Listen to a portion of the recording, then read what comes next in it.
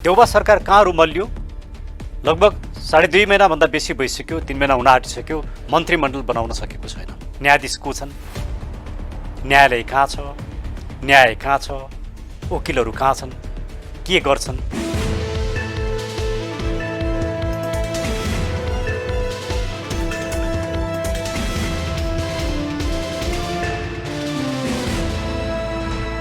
नमस्कार दर्शकवृन्द, कार्यक्रम चक्रव्यूहमा हार्दिक स्वागत गर्दछु। म हिमाल बस्नेत। आज हाम्रो कार्यक्रम हुनुहुन्छ नेपालका लागि नेपाली पार्टीका वरिष्ठ उपाध्यक्ष डाक्टर सुरेन्द्र भण्डारी। आज हामी विशेष गरी उहाँले खोलेको नयाँ पार्टीको बारेमा कुराकानी गर्छौँ।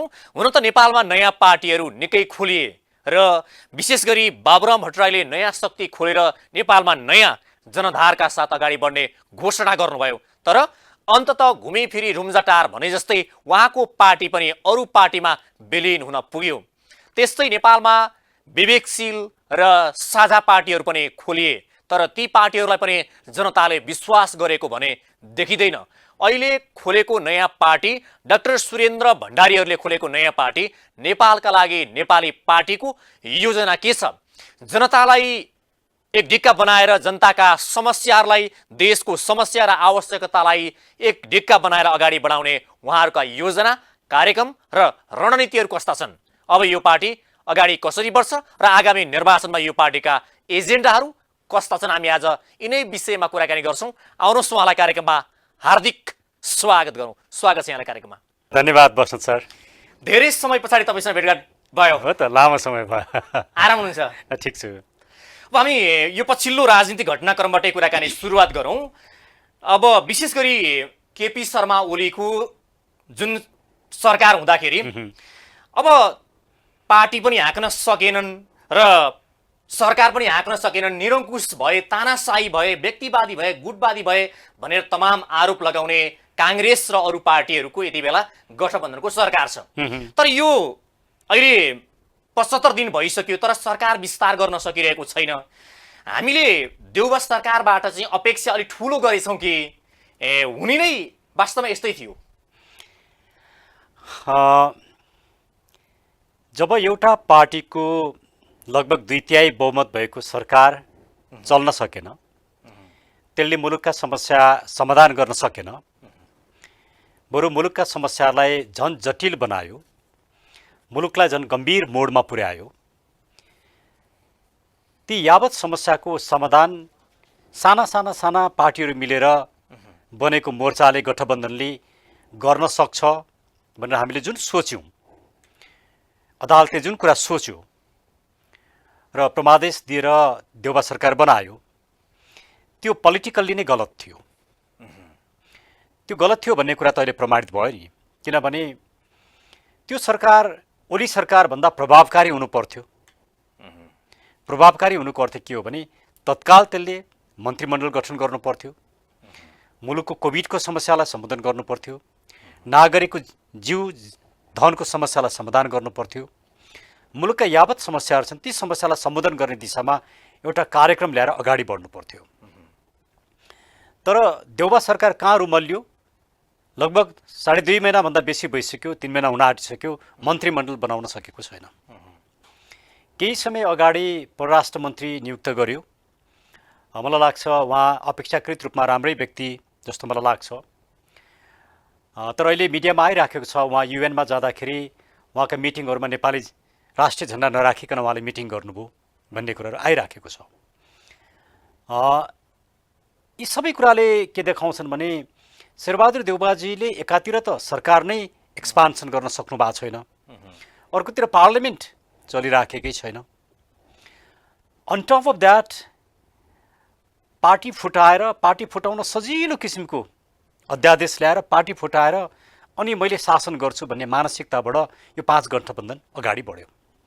र हुँदाहुँदै ओलीजीले पार्टी फुटाउनको लागि 40%मा रहेको सट्टामा वा ल्याउँदाखेरि हामी सबैले विरोध गरेका थियौँ।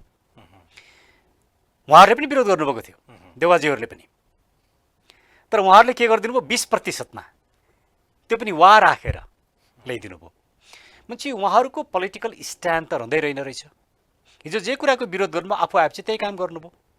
कि उहाँहरूले अब यो त विशेष गरी कम्युनिस्ट पार्टी नेकपालाई दिएको मत थियो जनताले, त्यो 5 वर्षको म्यान्डेट थियो, अर्काको भाग आफ्ना पुल्टामा आएको हुनाले जे गरे पनि हुन्छ, खासै फरक पर्दैन भन्ने मनसाय त कतै थिएन। होइन, यो देखिँदाखेरि कम्युनिस्ट पार्टीलाई दिएको देखियो, तर नागरिकहरूले चाहेको सुशासन थियो, नागरिकहरूले चाहेको भ्रष्टाचारको अन्त्य थियो। किनकि लामो समयसम्म यो मुलुकमा लामो समयसम्म शासन गर्ने पार्टीको रूपमा नेपाली काङ्ग्रेस नै चिनिन्छ र नेपाली काङ्ग्रेस र यसका नेताहरू जसरी भ्रष्टाचारमा संलग्न भए, मुलुकमा जुन किसिमले भ्रष्टाचार बढ्यो, व्यथिति बढ्यो, लुटतन्त्र बढ्यो, राष्ट्रियता कमजोर भयो, सामाजिक न्याय मर्यो, न्याय बेचिन थालियो, यो सबै व्यथितिका बावजुद नागरिकहरूले एउटा विकल्प छाने कम्युनिस्टहरूलाई, यिनीहरू आयो भने केही हुन्छ कि भनेर। तर उहाँहरूमा त्यो कम्युनिस्टको चरित्र नै रहेन।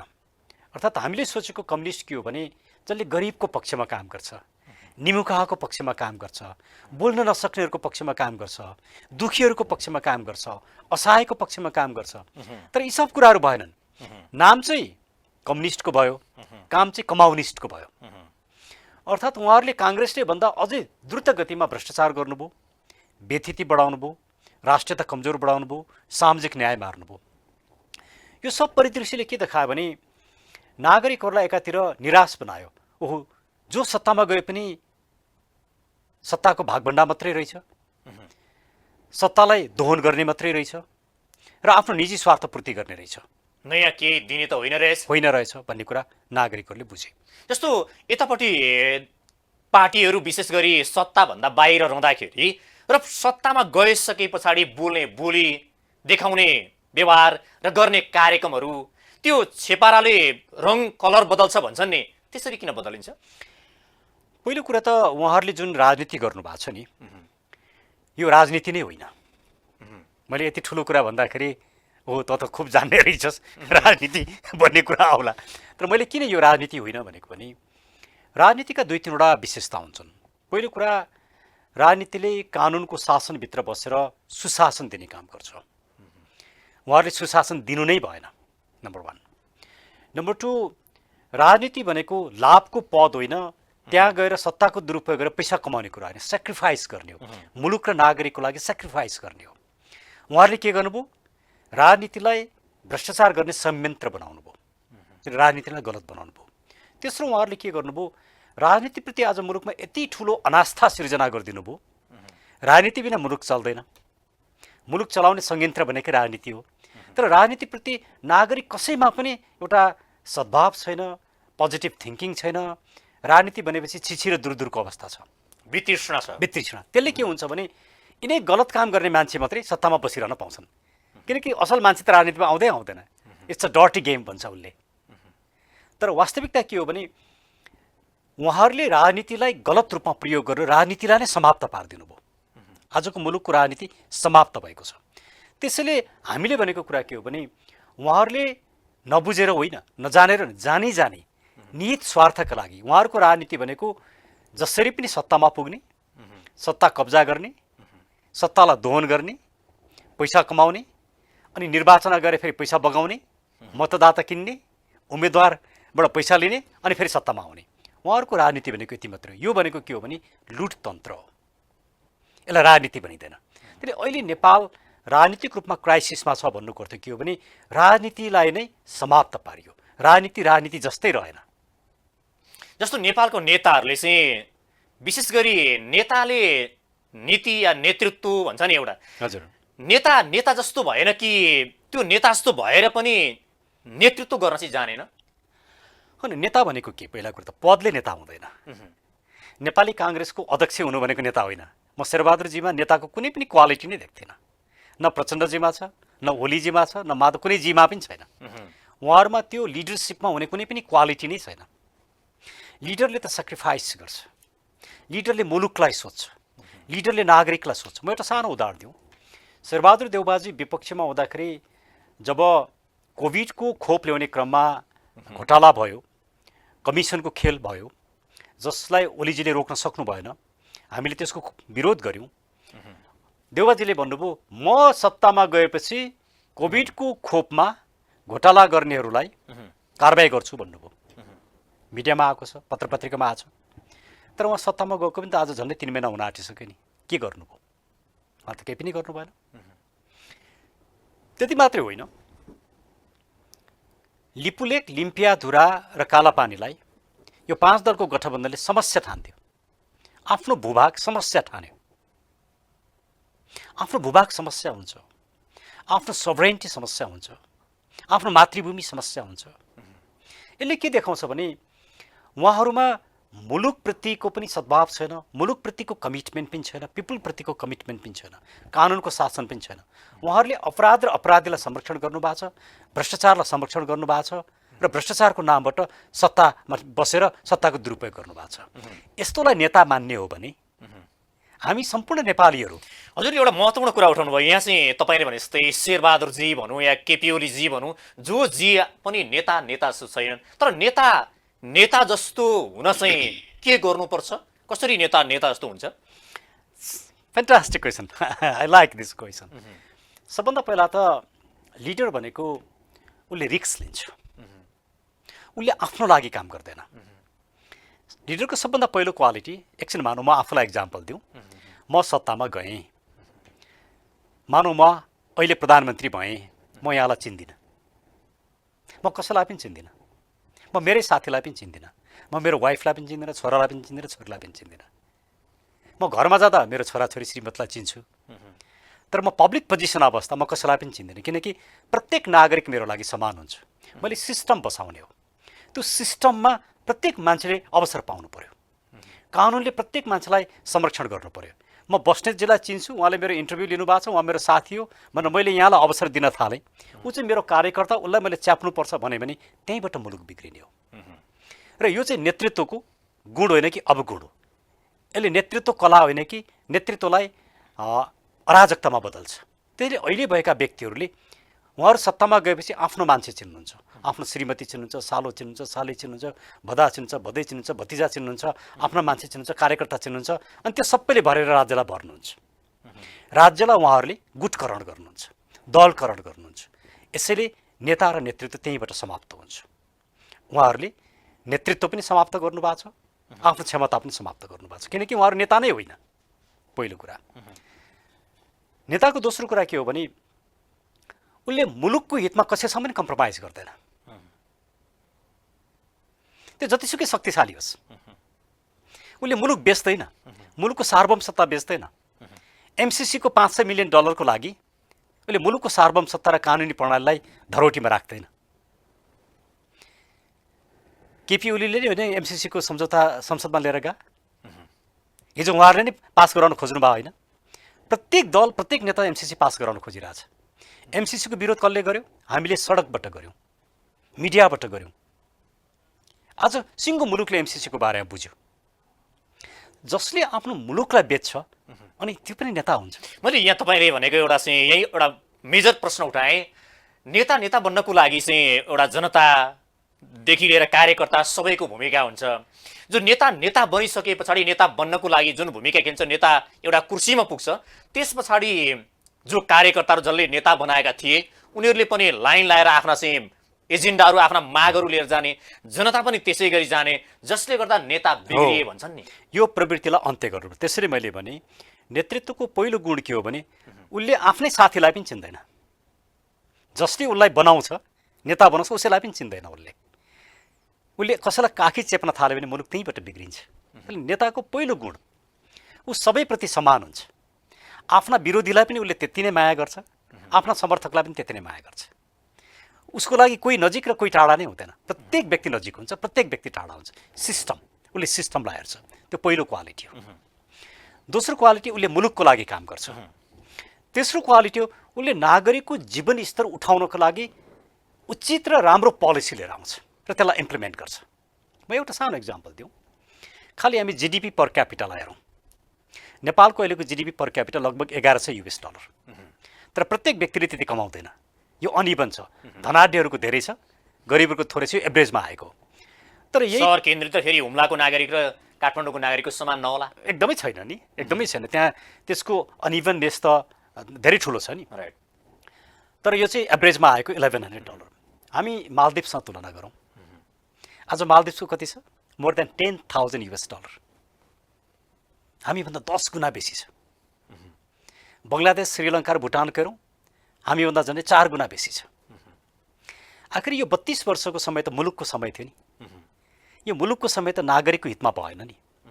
यो समय बर्बाद पारे। जसले यो मुलुकको समय बर्बाद पारे त्यो नेता, ऊ त मुलुकको अपराधी हो, राष्ट्रघाती हो। त्यसैले नेताले के गर्छ? आफ्नो पिपुलको लाइफमा क्वालिटी चेन्ज लिएर आउँछ। एउटा एकदम महत्त्वपूर्ण प्रश्न हजुरले यहाँ के अरे विचार व्यक्त गर्नुभएको छ। यो 30 वर्षको समय यदि राम्रोसँग उपयोग गरेका भएदेखि देश समृद्ध बन्थ्यो, सुखी बन्थ्यो, या हामीले जुन टार्गेट बनाएको विकासको रेखा थियो त्यहाँ पुग्न सक्थ्यो होला। हामीसँगै हिँडेका देशहरू अहिले हामीले पत्याउनै नसक्ने विकासको एउटा चाहिँ छलाङ मारेका छन्।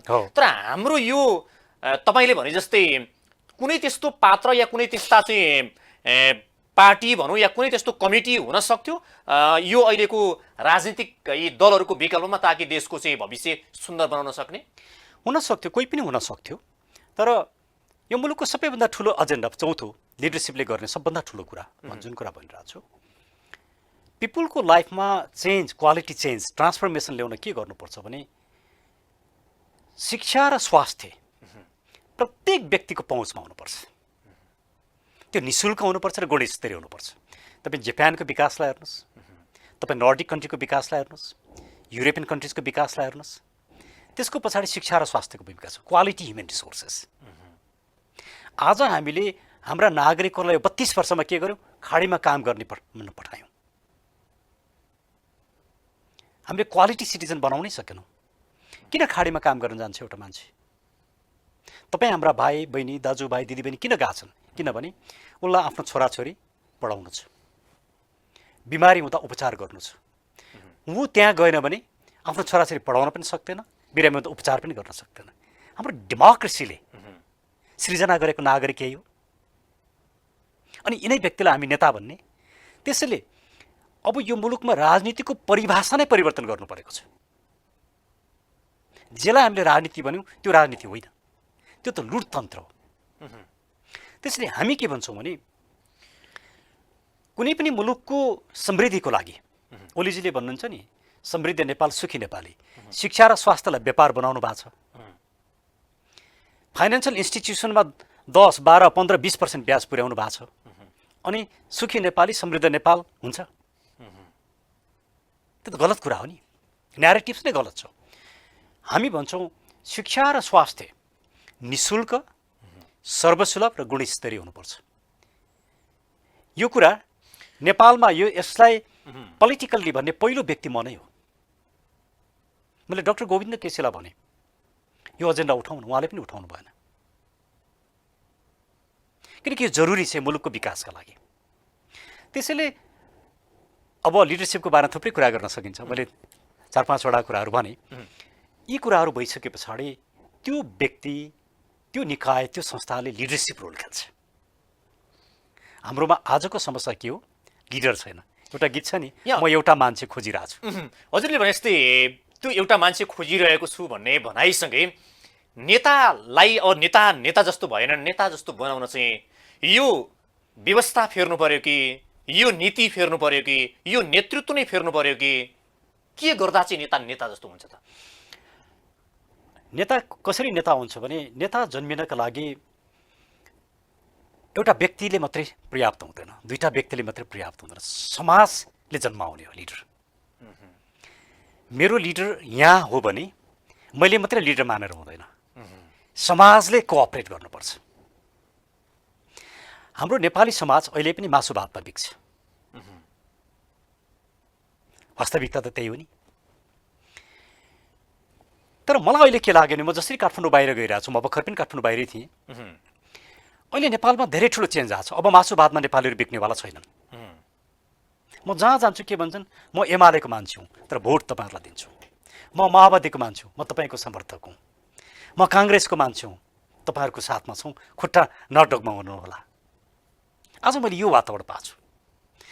अहिले नागरिकहरू चेन्जको पक्षमा छन् र मैले के भन्ने गरेको छु भने तपाईँ मासु भातमा नबिक्नुहोस्, चुनावमा पैसा नलिनुहोस्, तर कसैले दियो भने तपाईँले पैसा लिनु पर्यो भने नि पैसा चाहिँ लिनुहोस्, भोट चाहिँ नदिनुहोस्। तर हजुरले यो भन्दै गर्दा मैले एउटा यो गलत कुरा हो। यो भने मैले भनेको यो गलत कुरा हो। राइट, पैसा लिनुहोस्, भोट नदिनुहोस्, यो गलत कुरा हो। तर नेपाली समाजलाई चेन्ज गर्नका लागि पैसामा राजनीति गर्न सकिन्छ भन्ने कुरालाई चिर्नका लागि पनि यो कुरा जरुरी भयो। तपाईँ पैसा लिनुहोस्, तर जसले पैसा दिन्छ भोट नदिनुहोस्। जोबाट सक्नुहुन्छ लिनुहोस्, तर भोट नदिनुहोस्।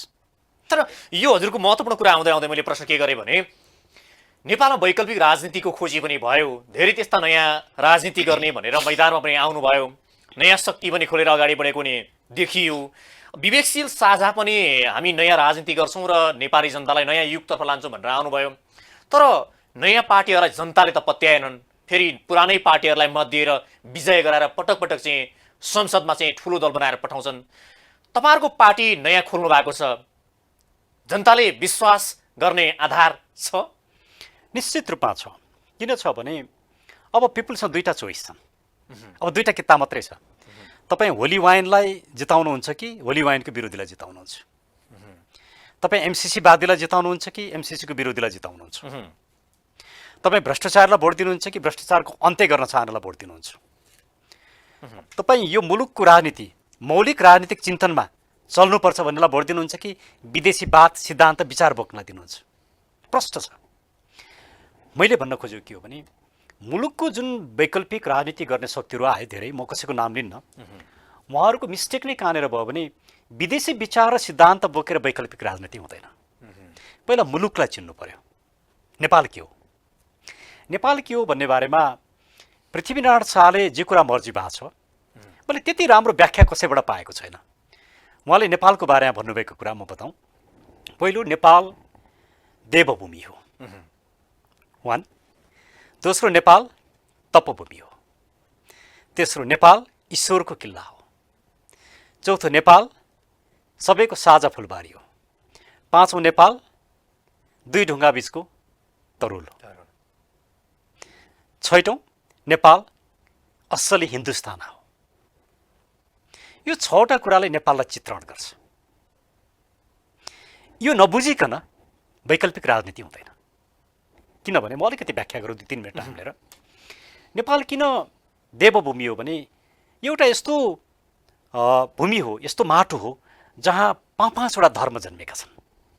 यस्तो पवित्र भूमि दुनियाँ कहीँ पनि छैन।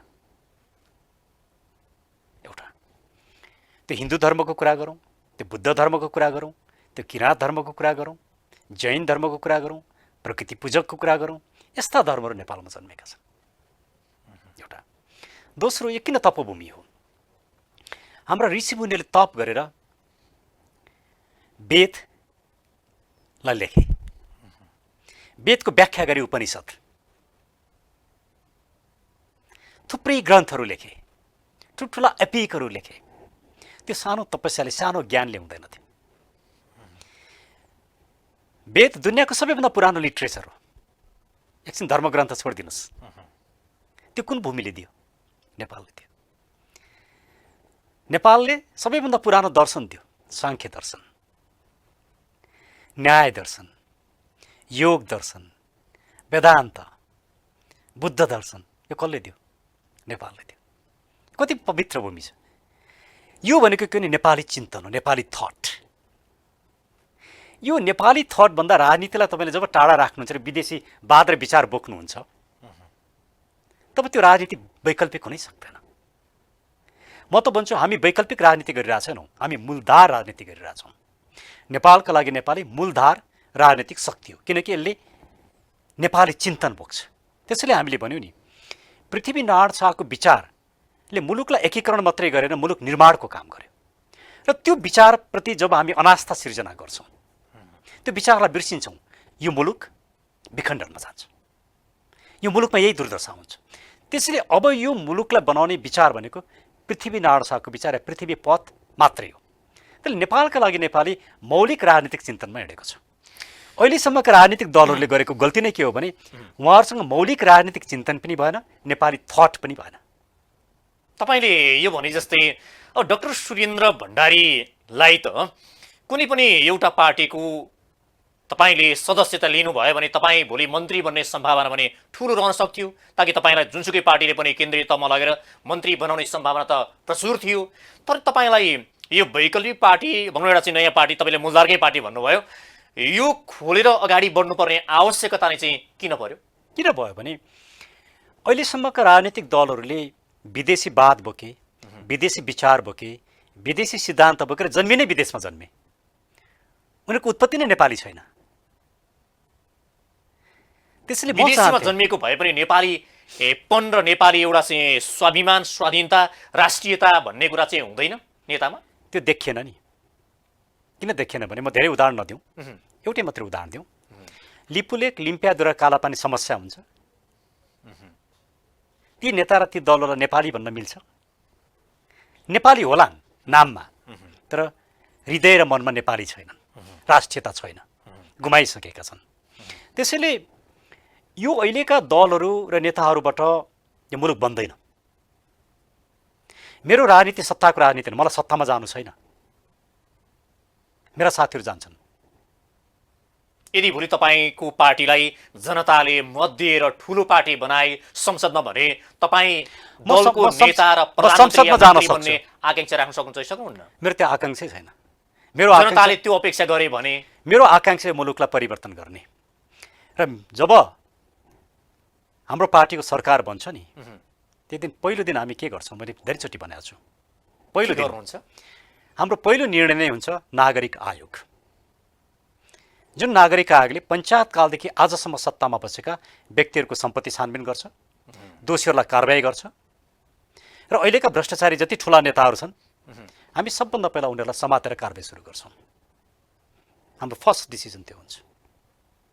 सेकेन्ड, अहिले न्यायालय यसरी बिग्रेको छ नि, प्रत्येक न्यायाधीशलाई हामी हटाउँछौँ। तपाईँ भन्नु यो त एनार्किस्ट कुरा भयो नि, हामी संविधान र कानुनमा चेन्ज गर्छौँ। भ्रष्टाचारको विरुद्धमा एउटा ठुलो लडाइँ लड्नु परेको छ। न्याय बेच्न पाइन्छ। यी प्रत्येक न्यायाधीशको सम्पत्ति छानबिन गरौँ न, कहाँबाट कमाए? प्रश्न हुन्छ नि। हामी एउटा त्यस्तो आयोग बनाउँछौँ जसले प्रत्येक न्यायाधीशको सम्पत्ति छानबिन गर्छ। हामी कानुनको दायरामा ल्याउँछौँ। न्याय बेच्नेमाथि हामी कडाभन्दा कडा रूपमा प्रस्तुत हुन्छौँ। हामी सरकारमा आएको एक हप्तामा सिङ्गो न्यायपालिकालाई हामी सुधार गर्छौँ र धेरै न्यायाधीश फालिदिन्छौँ हामी। तर त्यसैले हामी अलिकति फरक किन आइरहेको छौँ भने तपाईँलाई लाग्ला यो भन्दाखेरि स्वयंजी तपाईँले एनार्किस्ट कुरा गर्नुभयो नि, यो त कानुन विपरीतको कुरा गर्नुभयो नि भन्ने लाग्ला। हामी कानुन बनाउँछौँ। हामी शोषण गर्नलाई होइन, लुट्नलाई होइन, कसैको एक पैसा खान होइन, मुलुकका लागि, भ्रष्टाचारीलाई समाप्त पार्नका लागि। मेरो एउटै मात्रै मिसन छ लाइफको, एन्डिङ करप्सन। करप्ट जजहरूलाई सजाय, करप्ट नेतालाई सजाय।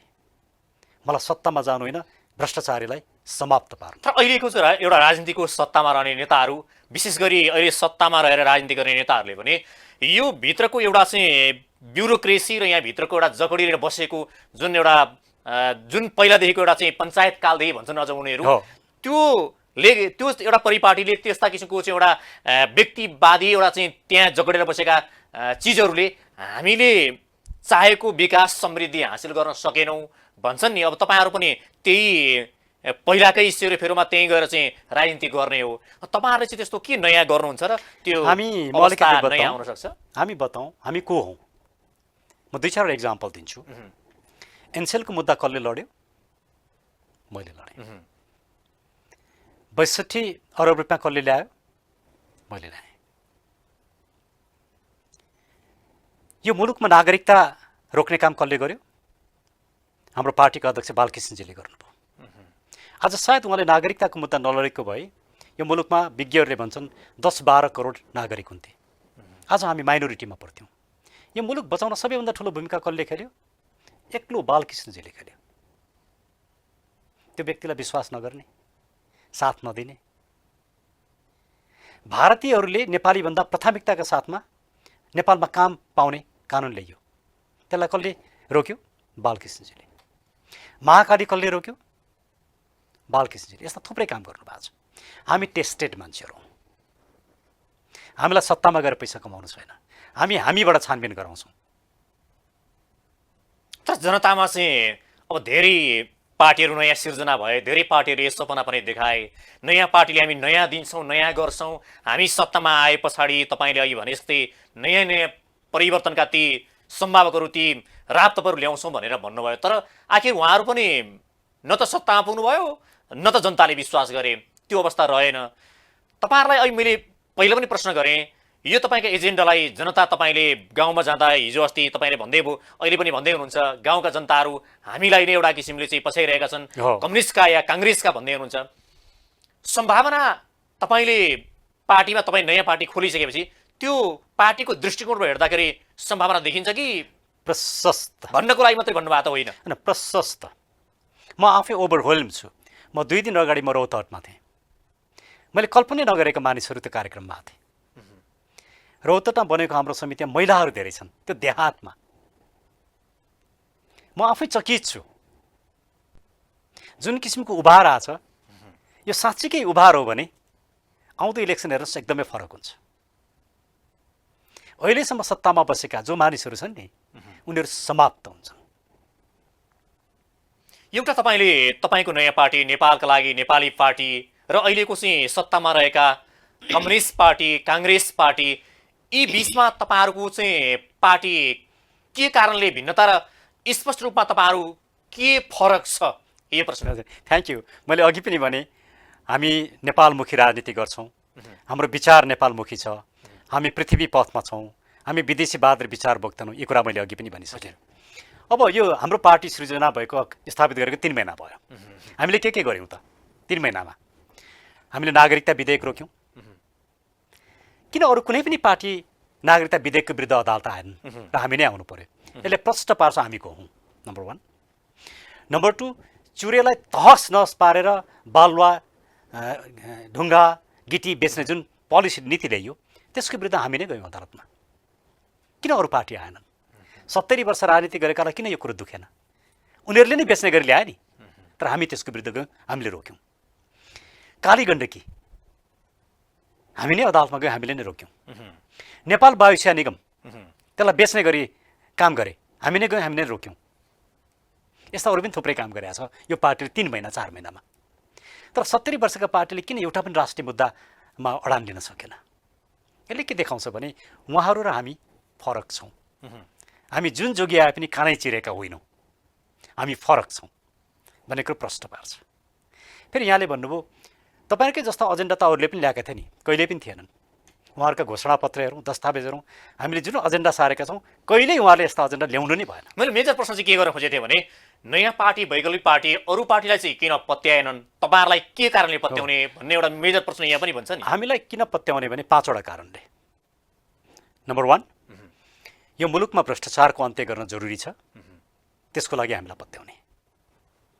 नम्बर 2, यो मुलुकको राष्ट्रियता बचाउन जरुरी छ, धर्म बचाउन जरुरी छ, सभ्यता बचाउन जरुरी छ, संस्कृति बचाउन जरुरी छ, त्यसको लागि हामीलाई पत्याउने। नम्बर 3, यो मुलुकमा लोकतन्त्र र राज संस्थालाई अलग्याइयो भने, निषेधको राजनीति गरियो भने यो मुलुक गन्तव्यमा पुग्न सक्दैन। त्यसैले लोकतन्त्रसहितको राज संस्थाको लागि हामीलाई पत्याउने।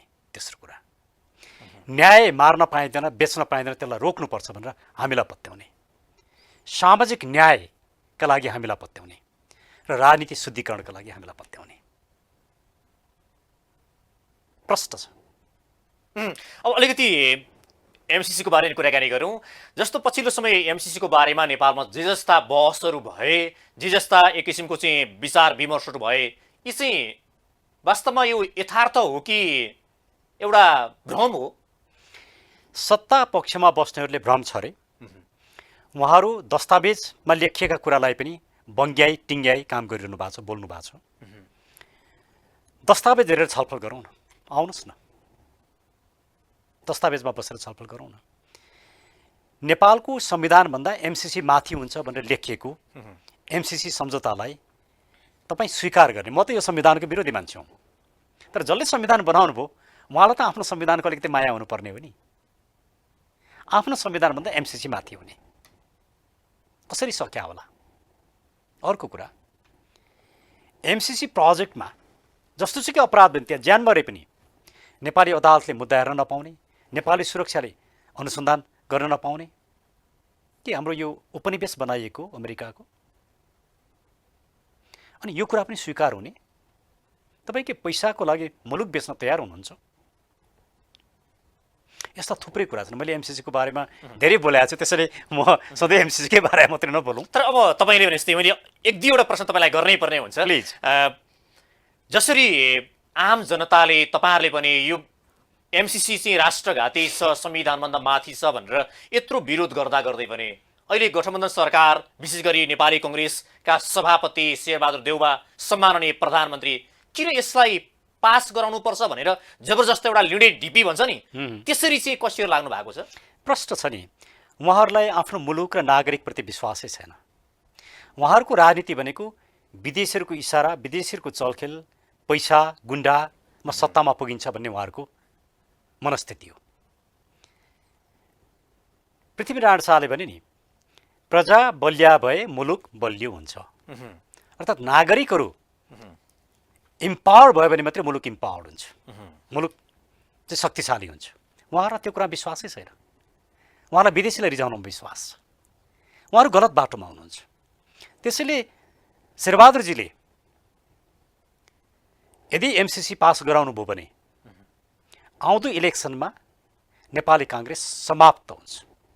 मैले तपाईँलाई यो सठिक प्रश्न सोध्दैछु, किनभने तपाईँले धेरै यसको बारेमा बहस गर्नु भएको छ। यता फेरि अमेरिकाले नेपालमा चाहिँ कुनै हदम्याद नहुने, जहिलेसम्म पनि पास गर्दा हुन्छ भन्नेसम्मको एउटा अभिव्यक्ति चाहिँ उपाध्यक्षले गरेर जानु भएको छ। अमेरिका चाहिँ नेपाललाई विशेष गरी धेरै जनताले तपाईँको जुन बहस विचार सुन्न मन पराउँछन्, त्यसले गर्दाखेरि के चाहन्छ नेपालमा चाहिँ जबरजस्त यो पास गराउन खोजेर के चाहन्छ नेपाल? यसले प्रश्न पार्यो नि, यसले प्रश्न पार्यो। उहाँहरूले के भन्नु भने तपाईँले एमसिसी पास गर्नु भएन भने हामी विदेशी सहयोग 60% रोकिदिन्छौँ, होइन भनेको चाहिँ होइन।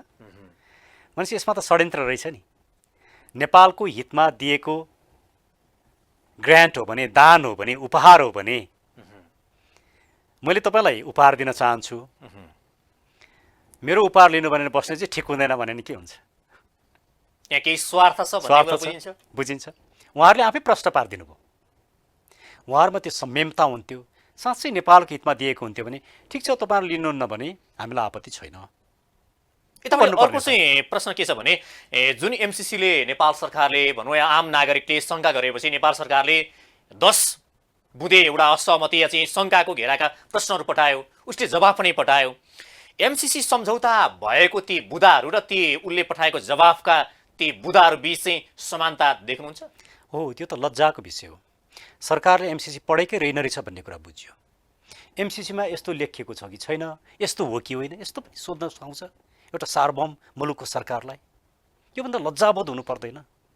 एकजना सांसदले यो कार्यक्रममा के भन्नुभयो भने नेपालका सांसदहरू अलि अङ्ग्रेजीमा दखल राख्न सक्ने हुनुहुन्न, त्यसले गर्दा त्यो ताका चाहिँ त्यो होइन, पढ्न अलिकति राम्रोसँग अध्ययन गर्न सक्नु भएन कि भन्ने प्रश्न पो गर्नु। अनि यसलाई नेपालीमा पनि अनुवाद गरिएको छ नि। फेरि यो भाषाको मात्रै कुरा होइन, यो नियतको कुरा हो। उहाँहरूको नियतै खराब छ। भाषा त बुझिएन, भाषाविद पनि त राख्न सकिन्छ नि, यो ठुलो कुरा होइन। म एउटै मात्रै कुरा भन्छु एमसिसीको बारेमा। एमसिसीको सम्झौतालाई जहाँ जहाँ नेपाल छ त्यहाँ अमेरिका राखौँ, जहाँ जहाँ अमेरिका छ त्यहाँ नेपाल राखौँ न। ठिक्क उल्टो गरेर सम्झौता बनाउन अमेरिकाले स्वीकार गर्छ? यति हो मेरो प्रश्न। अन्तिम मेरो प्रश्न के छ भने अब यसरी एमसिसीका उपाध्यक्ष नेपाल आएर शीर्षस्थ नेताहरूलाई भेटेर गइसक्नु भएको पनि छ, यो एमसिसी नेपालमा पास हुने सम्भावना चाहिँ तपाईँ कति देख्नुहुन्छ? होइन, उहाँहरूको कुनै विश्वास छैन। उहाँहरूलाई मुलुकप्रतिको माया नै छैन। उहाँहरूलाई सत्ताको मात्रै माया छ। सत्ताको खेलमा उहाँहरूले जे पनि गर्न सक्नुहुन्छ। तर उहाँहरूले यो पास गराउनु भयो भने आउँदो इलेक्सनमा उहाँहरू नराम्ररी पराजित हुनुहुन्छ। त्यही डरले मात्रै उहाँहरूले पास नगराएको। उहाँहरूको पार्टीको मात्रै के कुरा भएर देश नै बर्बाद हुन सक्छ तर भन्छन् नि। उहाँहरूले अर्को इलेक्सन जितेर आउनुभयो भने इनकेस उहाँहरूले पास गराउनुहुन्छ। त्यसैले पनि उहाँहरूलाई इलेक्सनबाट हराउनै पर्छ। उहाँहरूलाई अबको राजनीतिबाट विस्थापित गर्नै पर्छ। त्यसले मैले भने नि, राजनीतिको परिभाषा नै अब परिवर्तन गर्नुपर्छ, अनि मात्रै मुलुक बन्छ। यता अलिकति सरकारकै कुराकानी गरौँ। अब हिजोको केपी शर्मा ओलीको सरकार र अहिले बनेको नयाँ सरकार, अब शेरबहादुर देउवाको सरकारलाई एउटै टोकरीमा हालेर दाँच्दा हुन्छ कि केही फरक पाइन्छ? मूलत एउटै टोकरीमा, मूलत। किनकि उहाँहरूले राष्ट्रको लागि, नागरिकको लागि गरेका काममा तात्विक रूपमा केही पनि फरक छैन। उहाँहरू सबै सत्ताको लागि मात्रै मरिमेटेर लाग्नु भएको छ। करप्सनको लेभल त्यस्तै छ, उहाँहरू सबै करप्ट हुनुहुन्छ। सामाजिक न्याय मरेको छ, न्याय बेचिएको छ, मुलुकमा भ्रष्टाचार व्यथिति छ। उहाँहरू सबै यो 32 वर्षसम्म शासन गर्ने प्रत्येक व्यक्ति उत्तिकै जिम्मेवार हुनुहुन्छ। त्यसैले उहाँहरू सबैमाथि छानबिन गर्न, उहाँहरूलाई कानुनको दायरामा ल्याउन, उहाँहरूको सम्पत्ति छानबिन गर्न र उहाँहरूलाई कडाभन्दा कडा सजाय गर्न जरुरी छ। यो गर्न सकिएन भने यो मुलुक बन्दैन। यो मुलुकको पहिलो पूर्व शर्त हो। यी सबै नेताहरूलाई जेलमा राख्न पर्छ, धेरै न्यायाधीशहरूलाई जेलमा राख्न पर्छ, अनि मात्रै मुलुक बन्छ। यता फेरि कम्युनिस्ट पार्टी तत्कालीन नेकपा एमाले र माओवादी बीच देशलाई स्थिरता, शान्ति, विकास र देशलाई एउटा नयाँ ढङ्गबाट अगाडि बढाउने भनेर एउटा गठबन्धन गर्नुभयो र एउटा चाहिँ जनताले विश्वास नै गर्नुभयो। त्यो हिजोको गठबन्धन चाहिँ उहाँहरूको व्यक्तिवादी स्वार्थ र पार्टीगत स्वार्थको लागि थियो कि वास्तवमा उहाँहरूको जनता र देशको लागि थियो? होइन, उहाँहरूले यो अवधिमा देश र जनताको लागि गरेको एउटा मात्रै उदाहरण उहाँहरूले दिपुगी गरे, एउटा पनि उदाहरण छैन। त्यसले यो मुलुकमा अब राजनीतिक समीकरण परिवर्तन हुँदैछ। वास्तविक प्रगतिशील कम्युनिस्टहरू, राष्ट्रवादीहरू र लोकतान्त्रिक शक्तिहरू अब एक ठाउँमा आउँदैछन्। त्यो वातावरण बन्दैछ र यो शक्ति एक ठाउँमा आउन साथ मुलुकले एउटा ठुलो आन्दोलन अपेक्षा गरिराखेको छ। एउटा ठुलो विद्रोहको सङ्घारमा मुलुक छ। त्यो विद्रोह र आन्दोलनले यो सिङ्गो सत्ता, यो व्यवस्था र यी नेताहरूलाई फाल्छ। त्यो हुन सकेन कुनै कारणले भने पनि आउँदो इलेक्सनमा त उहाँहरूलाई विस्थापित गर्नै पर्छ। त्यसले अब दुईवटा मात्रै विकल्प छन् हामीसँग। व्यापक आन्दोलन र विद्रोह, जसलाई सबै प्रगतिशील, लोकतान्त्रिक र देशभक्त राष्ट्रवादी शक्तिहरू एक ठाउँमा आउनुपर्छ र कम्युनिस्टका नाममा भएका कम्युनिस्ट, लोकतन्त्रका नाममा भएका लुटतन्त्रवादीहरूलाई समाप्त पार्नुपर्छ, फिजिकल्ली होइन, राजनीतिक रूपमा। तर कतिपय व्यक्तिहरूले के भन्छन् भने बाहिर सुन्नमा हरेक मान्छेले विश्लेषण गरे अनुसार चाहिँ यो देशमा कम्युनिस्ट र काङ्ग्रेसलाई हटाउनको लागि अर्को वैकल्पिक शक्ति आउनै सक्दैन अबको 20-40 वर्ष भन्छन्। त्यो भने त उहाँहरू आफै सत्तामा बस्ने न्यारेटिभ्स मात्रै हो। आउँछ कि आउँदैन त पिपुलले निर्णय गर्ने कुरा हो नि। पिपुललाई यो मुलुक बिग्रेको हेर्न मन चाहिँ आउँदैन। पिपुललाई म यो मुलुकको नागरिक हुँ, यो मुलुकप्रति मेरो जिम्मेवारी छ, म यो मुलुक बनाउँछु, म ठिक निर्णय गर्छु, ठिक मान्छेलाई भोट दिन्छु, ठिक पार्टीलाई भोट दिन्छु भनेर पिपुलले निर्णय गर्यो भने 2 दिनमा यो चेन्ज हुन्छ। उहाँहरू 2 दिन पनि टिक्नुहुन्न। जनताको हातमा छ। सबैभन्दा पावरफुल त पिपुल हो नि, सबरेन पिपुल।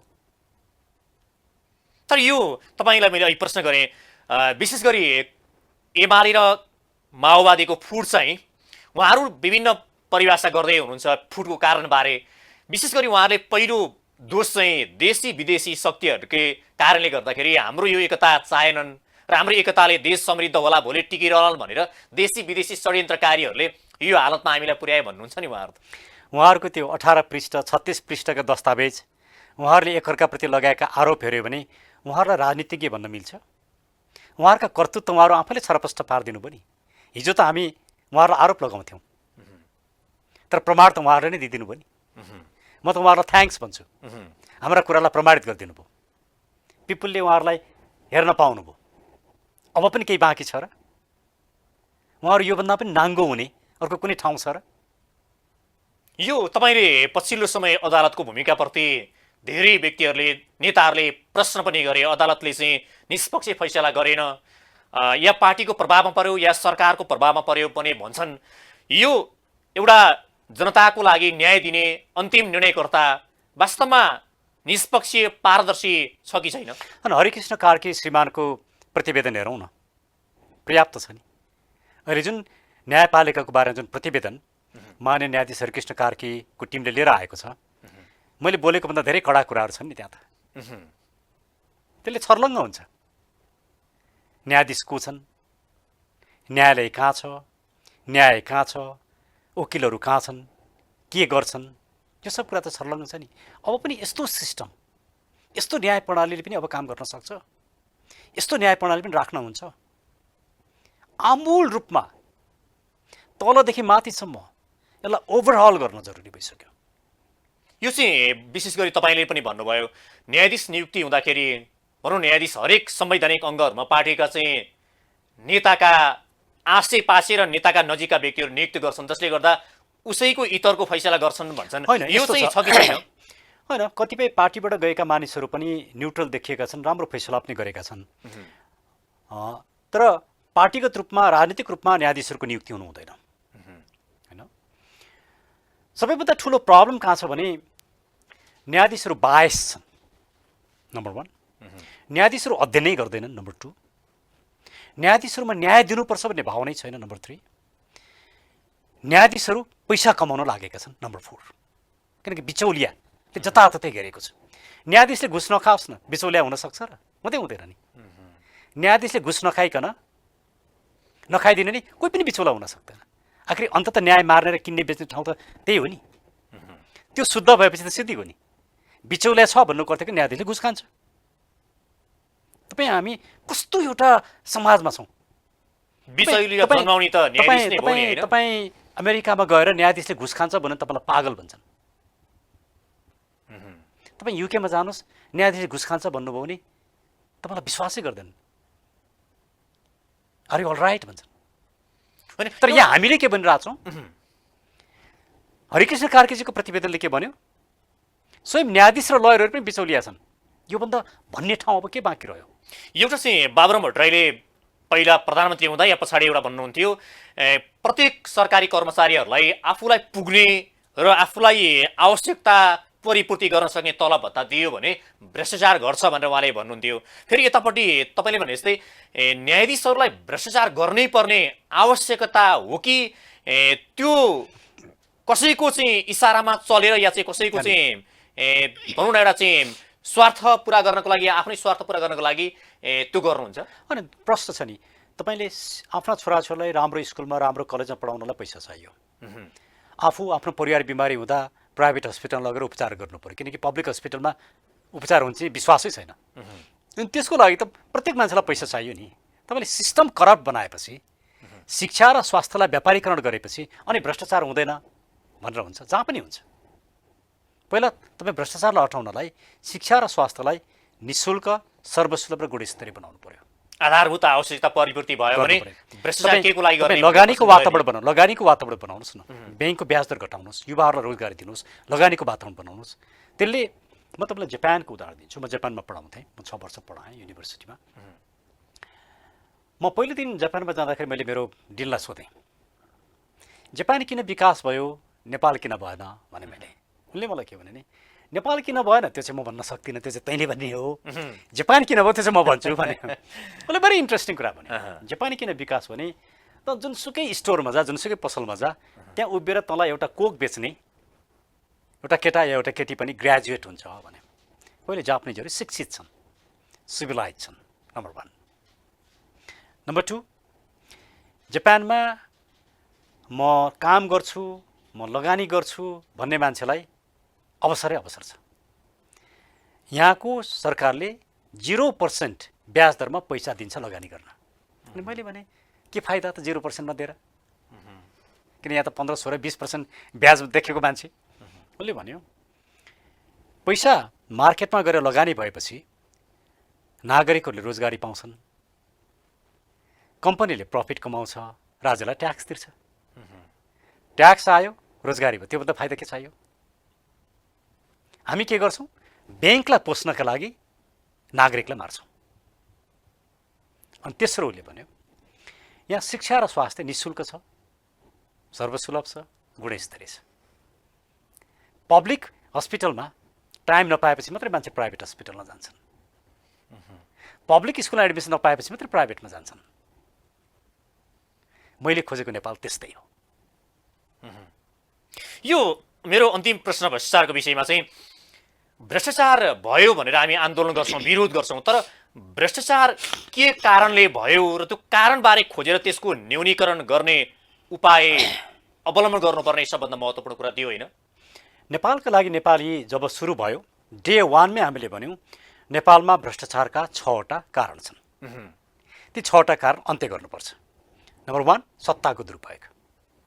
सत्ताको दुरुपयोगलाई रोक्नका लागि नागरिक आयोग बनाएर पञ्चायतकालदेखि आजसम्म सत्तामा बस्नेहरू सबैको सम्पत्ति छानबिन गर्नुपर्छ, दोषीलाई कारबाही गर्नुपर्छ। हामीले समस्या समाधान। नम्बर 2, शिक्षा र स्वास्थ्यलाई व्यापारीकरण गरिएको छ। त्यसले प्रत्येक कर्मचारीले, प्रत्येक न्यायाधीशले, प्रत्येक पब्लिक पोजिसनमा बस्ने व्यक्तिलाई पैसा चाहियो शिक्षा र स्वास्थ्यको लागि। भ्रष्टाचार त्यहाँबाट सुरु हुन्छ। त्यो अन्त्य गर्नु पर्यो। यसलाई निःशुल्क, सर्वसुलभ, गुणस्तरीय बनाउनु पर्यो। नम्बर 2। नम्बर 3, निर्वाचन प्रणाली। उम्मेदवार किन्ने, मतदाता किन्ने, गुन्डा परिचालन गर्ने, भोजभतेर गर्ने, छलकपट गर्ने, यो सबै निर्वाचन प्रणाली सुधार गरेर प्रत्यक्ष निर्वाचित प्रधानमन्त्री, सांसदहरू मन्त्री हुन नपाउने व्यवस्था, 110 देखि 115 सम्म सांसद, विदेशमा बस्ने नेपालले पनि मतदान दिन पाउने र भोटिङको सिस्टम तपाईँ जहाँ बसेर दिन सक्नुहुन्छ। गुन्डा परिचालन गर्न नपाउने लगायत निर्वाचन प्रणालीमा सुधार। त्यहाँ पनि भ्रष्टाचार रोकियो। करोडौँ करोड खर्च गरेर निर्वाचन लड्नु पर्दैन। सांसद बन्नका लागि तपाईँ मन्त्री बन्न नपाएपछि सांसद बन्न कसैले यहाँ करोडौँ खर्च गर्दैन। तपाईँ उठिदिनुहोस् न भन्नुपर्ने हुन्छ। चौथो, बेरुजु। सबै बेरुजु भ्रष्टाचार होइनन्, तर आज बजेटको 15%, 16% बेरुजु छ। खरबौँ खरब बेरुजु छ। त्यो बेरुजु सबै मान्छेको गोजीमा जान्छ, कार्यकर्ताको गोजीमा जान्छ। त्यो सबै असुरूपर गर्नुपर्छ। त्यो नागरिक आयोगले गर्छ। चौथो। पाँचौँ, सेटिङ। प्रत्येक ठाउँमा सेटिङ छ। एउटा बाटो बनाउँदा नि सेटिङ छ, एउटा स्कुल बनाउँदा नि सेटिङ छ, वडा कार्यालय बनाउँदा नि सेटिङ छ। यसको पनि अन्त्य नागरिक आयोगले छानबिन गरेर गर्छ, दोषीलाई कारबाही गर्छ। सेटिङको अन्त्य हुनु पर्यो। र छैटौँ, मैले बिर्सेँ, हामीले छवटा यो विषय नीतिगत भ्रष्टाचार। हजुर। हेर्नुहोस् न, ललिता निवास, वाइट बडी, यस्ता थुप्रै छन्। त्यो वाइट बडीको छानबिन हामीले पनि गरेका हौँ। ललिता निवासको मुद्दा हामीले नै अदालतमा गरिराखेका छौँ। तपाईँ नीतिगत भ्रष्टाचारलाई रोक्नु पर्यो। त्यो रोक्ने पनि नागरिक आयोगै चाहन्छ। त्यसले हामीले समस्या मात्रै भनेनौँ, कसरी भ्रष्टाचार हुन्छ, समाधान के हो, यी उपायहरू, यो भन्ने पहिलो राजनैतिक दल, पहिलो अभियान हामी नै हौँ। तपाईँहरूको पार्टीको एजेन्डा हो यो? हो। अब अलिकति यतापट्टि मैले पछिल्लो राजनीतिक घटनाक्रम विशेष गरी संसदमा जुन किसिमको दृश्यहरू भए, तपाईँले नजिकबाट हेर्नु पनि भयो। संसदमा जुन किसिमका एउटा अभ्यासहरू भइरहेका छन्, यो चाहिँ संसदीय मर्यादाभित्र बसेर भइरहेको छ कि छैन? होइन, मैले त्यो संसद विघटनको मुद्दामा यही भनेको थिएँ। यो सांसदहरू जोडाजोडीको सांसद, भ्रष्टाचारलाई टेवा दिने संसद, यो व्यतिथिको घर, यसलाई राखेर तपाईँले सपना सोच्नुहुन्छ भने त्यो गलत हो। यसको अन्त्य जरुरी छ। यसलाई भङ्ग गर्नुपर्छ, निर्वाचनमा जानुपर्छ, सब भ्रष्टाचारलाई हराउनुपर्छ। तपाईँ फोहोरको डङ्गुरमा बसेर दुर्गन्ध नहोस् भनेर कल्पना गर्न सकिन्छ र? पहिला त फोहोर हटाउनु पर्यो नि।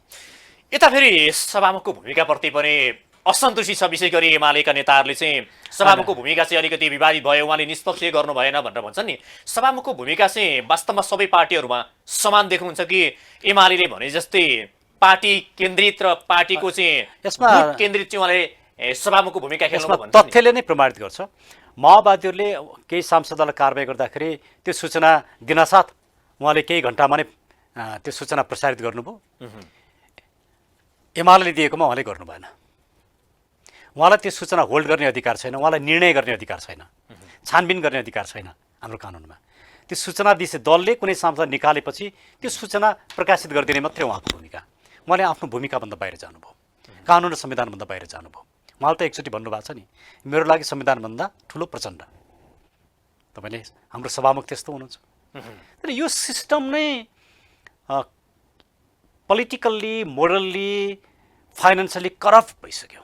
यो नेता चाहिँ ठिकै छन्, तर हाम्रो सिस्टम ठिक भएन भन्ने हो। नेता त झनै खराब, सिस्टम पनि खराब, नेता पनि खराब, प्रवृत्ति पनि खराब। यी तिनटै कुरामा परिवर्तन जरुरी छ। नेतामा जरुर परिवर्तन, सिस्टममा परिवर्तन, प्रवृत्तिमा परिवर्तन। अहिले उहाँहरूमा पञ्चायत प्रवृत्तिमा केही फरक छ र? उहाँहरूमा पञ्चायतभन्दा चर्को छैन र? व्यतिथि, लुटतन्त्र, भ्रष्टाचार त कति गुना। म तपाईँलाई एउटा अन्तिम प्रश्न गर्दैछु प्लिज। विशेष गरी बाबुराम भट्टराई हुन त पहिला माओवादीमा चाहिँ राजनीति गरेर त्यहाँबाट चाहिँ उहाँको राजनीतिक करियर बनाएर आएको नेता हो। तर उहाँले भन्दै हुनुहुन्थ्यो, म नयाँ शक्ति निर्माण गरेर देशमा एउटा नयाँ नयाँ ढङ्गले अघि बढ्छु र नयाँ दिन्छु पनि भन्नुभयो। तर उहाँ पनि घुमिफिरी रुम्जाटार भने जस्तै घुम्दै घुम्दै घुम्दै घुम्दै आखिर लास्टमा माओवादीमै आउने हो कि भन्ने जस्तो तरिकाले आइरहनु भएको छ। तपाईँहरूको पार्टीमै मैले एउटा प्रश्न गरेँ, तपाईँहरूको पार्टी अहिले तपाईँले भनेका एजेन्डा, तपाईँले भनेका यी कार्ययोजनाहरू र कार्यक्रम अनुसार हो भने छुट्टै एउटा नयाँ र देशकै लागि एउटा चाहिँ गौरवित पार्टी बन्ने सम्भावना छ। तर तपाईँहरू पनि त्यसै गरी भोलि कुनै स्वार्थ केन्द्रित एउटा विचार मिल्यो भने चाहिँ फेरि अरू पार्टीसँग गएर मिल्ने त होइन भन्ने शङ्काको प्रश्न एकदमै हुँदैन। बाबुरामजीको बारेमा एउटा कुरा मात्रै भन्छु, म उहाँलाई राजनीतिज्ञ नै ठान्दिनँ। 21औं शताब्दीमा जातीय राज्यको परिकल्पना गर्ने व्यक्ति पनि राजनीतिज्ञ हुन सक्छ। उहाँ यो मुलुकको समस्या हो। मेरो उहाँको बारे यति नै हो। नेपालका लागि नेपालले जुन एजेन्डा उठाएका छ, हामीले जुन विचार अगाडि सारेका छौँ, अब यो मुलुकको निकास र भविष्य यही हो। त्यसले हामी विकल्प होइनौँ, हामी मूलधार राजनीतिक शक्ति हौँ। एकचोटि नेपाली नागरिकले हामीलाई मौका दिनैपर्छ। यदि यो मुलुकको माया छ, यो मुलुक बनाउने हो, भ्रष्टाचारको अन्त्य गर्ने हो, व्यथित र लुटतन्त्रको अन्त्य गर्ने हो भने त्यसको लागि हामीलाई विश्वास गर्न जरुरी छ। हस्, कार्यक्रम आइदिनु भयो, यहाँलाई धन्यवाद छ। यहाँलाई पनि धन्यवाद। दर्शकवृन्द, आज हाम्रो कार्यक्रम हुनुहुन्थ्यो नेपालका लागि नेपाली पार्टीका वरिष्ठ नेता डाक्टर सुरेन्द्र भण्डारी। आजको समय सकिएको छ। नमस्ते।